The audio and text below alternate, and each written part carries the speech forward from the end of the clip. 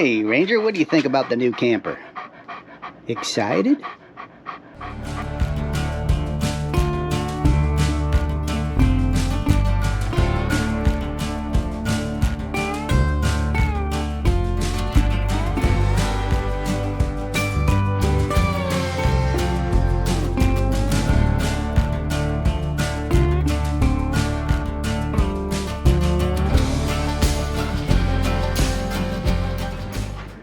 Hello everybody, we're back again, and this time we're revealing our new camper.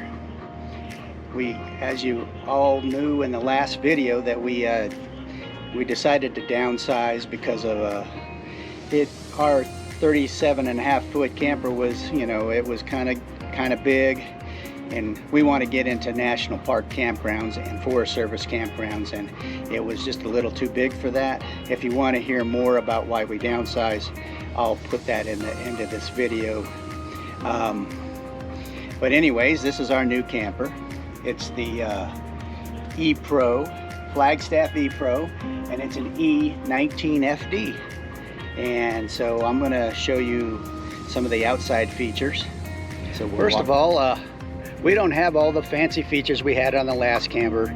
Auto leveling, and it was just a great thing. Now it's just back to the simple, manual operationing stabilizers and a push button up and down jack. So here we go. Just a standard up and down jack. We got 2 propane tanks. What we did is we swapped out our Battleborn batteries from the last camper and put them in this camper, because this camper is fully solar equipped. Excuse me. And here's some of the compartments. We're still messing around with where to put things. I put some Velcro up to support some things, so get them off the ground and so forth. We did do this. You can see we went and purchased a cover for the front window, because a lot of these campers with the front windows, they get rocks fly up from your tires and damage the window. So thanks to the guys at YB Outdoors, they hooked us up with a nice custom-made window panel. It's fully shielded. I watched their video. They shot a rock through this, and it did break the window. It's easy to install. It comes with Velcro, which is easy to put up. You just put it around the windows and measure it and stick it up there, and then this sticks right to the Velcro. No drilling holes or anything like that. So far, thanks to the guys at YBOutdoors.com. This compartment here, we have the inverter for the solar and some other stuff we put in here.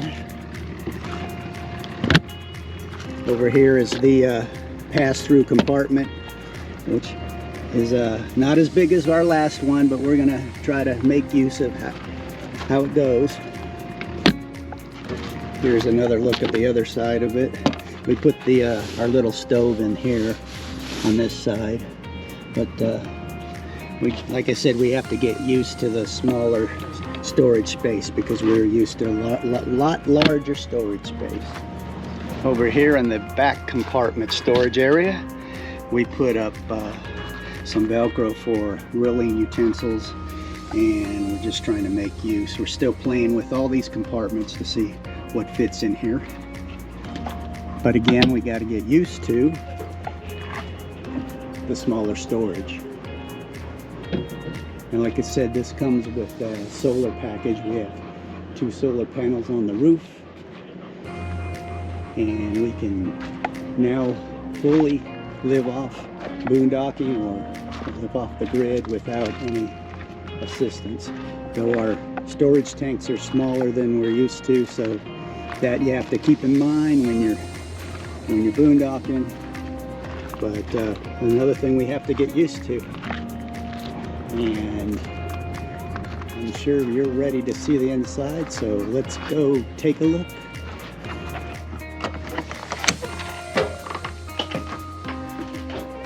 Hey Tim, Hello? It's a little warm in here. I turned the air off because it is kind of loud. That's one thing, but rather have air than no air, right?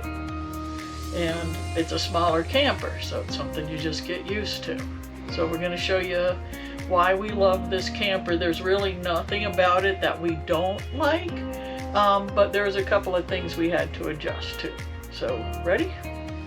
First thing we'll show is the Voice Command Power Pro. It allows us to control all of the features of the camper by voice, and also shows the levels automatically, and you can see our battery is 100% charged because we've got those two 200-watt solar panels on the roof, and we moved our lithium batteries over from our old camper, so that was an investment that we wanted to continue to be able to take advantage of. So we'll start by showing we have a nice sofa that has footrests that come up. It does not recline like our old one does, but that's okay. It's kind of reclining when you sit on it. A couple of the things that we had to get used to is that the undercarriage, the storage compartments are all open to the inside of the camper also. So we bought this wedge that kind of closes off that, and Tim has to remember to always keep those compartment doors closed, which he has a habit of leaving open, but it's open to the exterior. And you'll see I'm carrying my electrified fly swatter because we do have a lot of flies here in southwest New Mexico. Each side of the bed of the camper has power outlets. We have USB on this side, as well as the controls for the inverter for the solar. On this side, there are a power outlet here. The regular electric power outlet for that side of the bed is inside. And this is a Murphy bed, which we're really very happy with. You just put it up when you're not using it. A lot of people leave them down all the time, but we prefer to leave it up. And if you're really lazy and it's just one person, this is a pretty comfortable long sofa that somebody could sleep in. We have closets on either side, and that is something we had to adjust to because we had a lot of closet storage in our old camper. We're trying to find the right inserts. Right now we got these cheap $1.25 from Dollar Tree baskets, but there have been people online that are have other ideas, and we're going to try those as well. We do have a really nice extension table to our countertop here. It goes up. We put our coffee pot on here when we're making coffee or washing dishes. It goes down when we are not using it. And I found a trash can from IKEA that fits perfectly and still allows the footrest to come up on the sofa so it doesn't get in the way. The AC controls are here.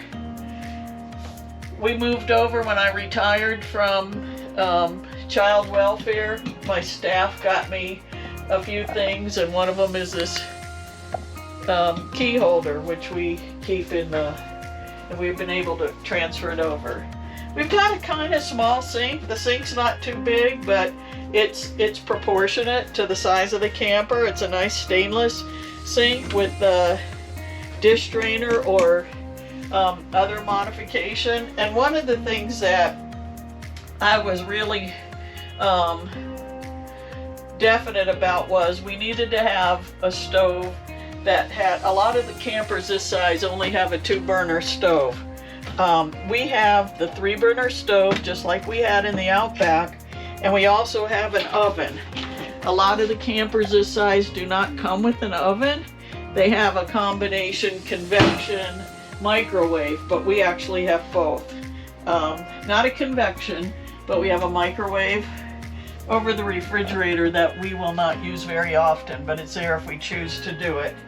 We also have a nice 12-volt refrigerator. It's a refrigerator freezer. It has plenty of room for Tim and I for when we're traveling. We have heard that they sometimes come open when you're underway. People have used bungee cords to hold this closed, and we might do that. The only time we've had an issue so far was when I forgot to use it all together, and then of course you don't expect your refrigerator to stay closed.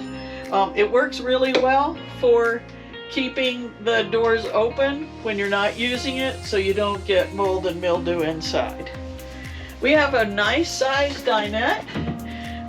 The dinette actually is longer than the one that we had in the big Keystone, so an adult can conceivably sleep when this is made into a bed. It's really not just wide enough for one person, but it's very wide for one person, so we're happy with that. It has a 12-volt smart TV, which works off of the batteries.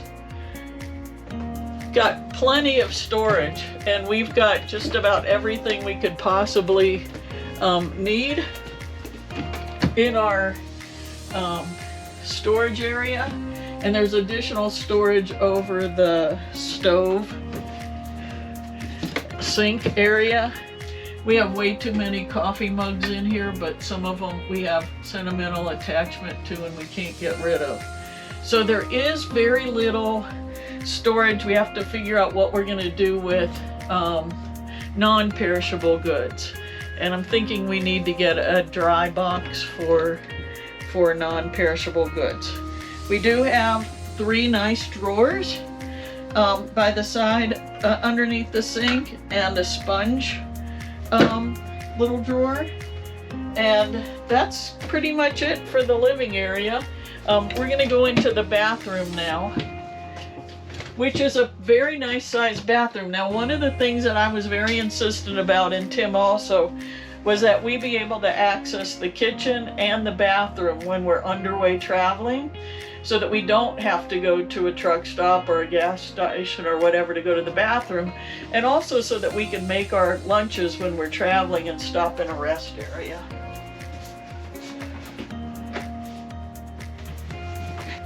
It has actually a nice size shower. If you're a tall person, you're probably not going to do well with it. You do have to step up into it, which is different from our old bathroom.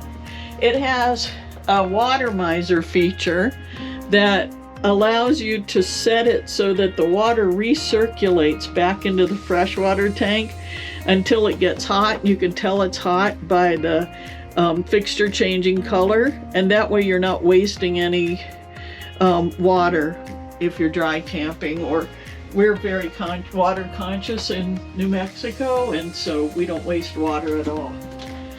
It actually has a larger vanity than we had in that great big Keystone that we had, so we're very happy with that. There's really no storage. This would be a sponge or washcloth area, but other than that, that's it. Pretty nice storage over the sink, and then a nice medicine cabinet over the toilet. So our challenge was we couldn't figure out where to put the towel rack for bath towels without it really being in the way. There's a towel ring for a hand towel that works well, but we're going to try this command hook on the door. It's kind of tight when you shut the door. When you're sitting on the toilet, you might be hit with the towel. We'll see how that works. We're not quite sure yet.